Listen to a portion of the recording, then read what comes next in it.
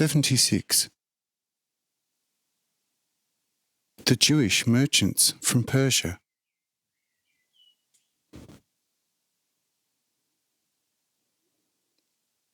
After a while of the greatest amazement, one of the travellers says, "Where then is our pilot, so that we can ask him about our great debt?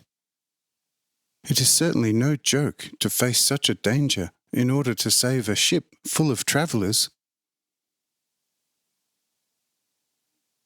But the sailors come to the travellers and ask them whether they should wait here for a night and a day before the return journey, or whether they should now travel home on the calm sea to the port on the other side, which was still a good 5 to 6 hours distant from here as the crow flies.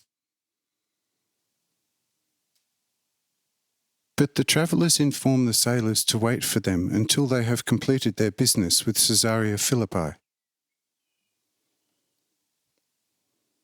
Mark hears this and says to the travellers, "Dear friends, you can really save yourself the trip to the city, for there is nothing further or more of the whole city than a few huts of poor Jews and a number of burnt out and terrible ruins.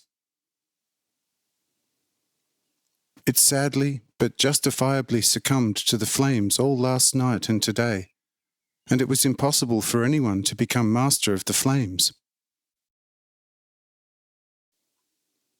If you have something to sort out, you must do it now and here, since the highest political and spiritual authorities are now staying here with me."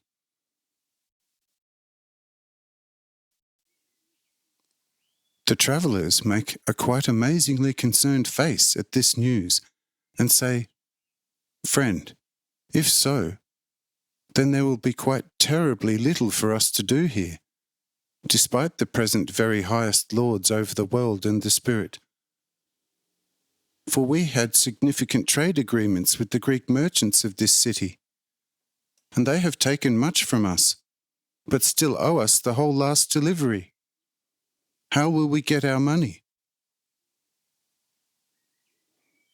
We are good artisans in the working of silk and camel hair.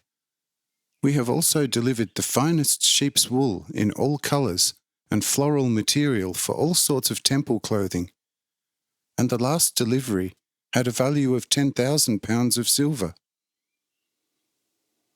For we are Jews, it is true, obligated to Jerusalem, but we live in Persia, have our great factories there, and were constantly good and honest.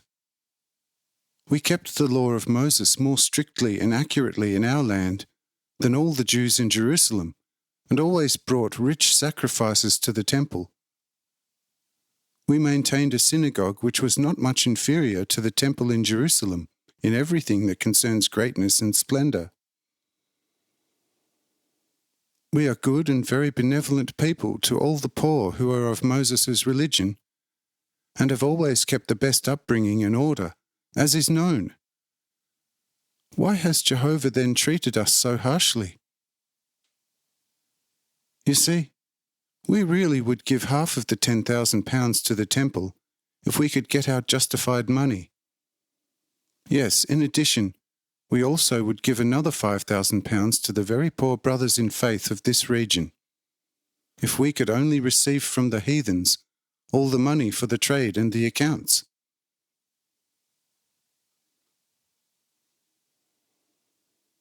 Mark says, "Yes, my dear guests and friends, despite your very respectable pledges, it will be very difficult for you. But speak to the Supreme Governor Cyrenius, who is now here with another 3 great Roman rulers. He can perhaps do something." The travellers say, "Where is he, that we may go over and bring him in all subordination our affliction? Perhaps something wonderful will happen there. For our rescue by the young sailor was obviously a miracle, and no small one at that. But our sailor has now lost himself somewhere and does not come into sight, so that we can give him the fee for our rescue."